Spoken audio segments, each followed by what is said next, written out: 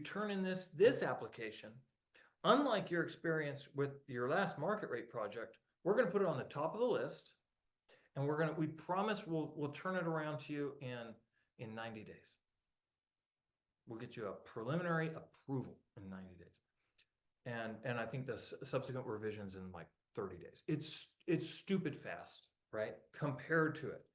And so we have a lot of developers who have just jumped into that because they were, again, the frustration and the inability of the city to address the housing issues from a regulatory standpoint on one side was feeding the motivation on the other side. So it was like they create the problem and then they solve the problem by creating this other way of developing. And they say, yeah, no parking restrictions. So over here, it's like tons of parking restrictions. And over here, it's like no parking restrictions.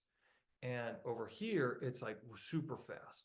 And over here, it's like, no, not fast at all, right? So maybe I screwed those up. But my point is, on one side of the equation, it's super hard and super expensive. And on the other side, they're making it super easy and super inexpensive. But the problem is, okay, the problem is now we have all these projects that are ready to build. And no one wants to build them. And it's like, well, why? Why doesn't anyone want to build them? Well, no one wants to build them because the people that own apartment buildings are then asking themselves, well, wait a minute, there's a regulatory environment that after that property gets built, we're going to have to live within that regulatory environment. Well, what's that? Well, you can't evict tenants that don't pay their rent very easily anymore. And even if they do not pay their rent, they've got to be more than a month behind. And there's all types of reasons why you should be able to evict a tenant for nuisance.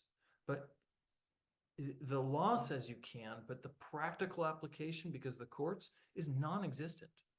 So drug dealing, I mean, you can be a real pain in the ass and not be evictable because of the regulatory environment, because I don't want to say the politics, because I've tried to stay out of the politics side of it, but that's the fact of the matter is that it's exceptionally hard. I personally, I had a guy who hadn't paid me rent for 2 years, was dealing drugs out of his window.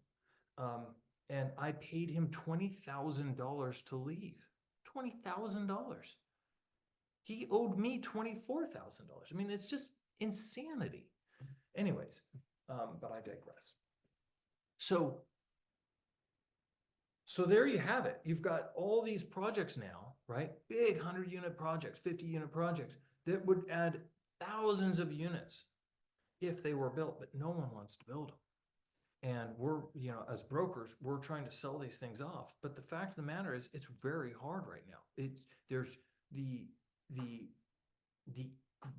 back end operational realities of what that building is going to do don't match up with the risk reward return.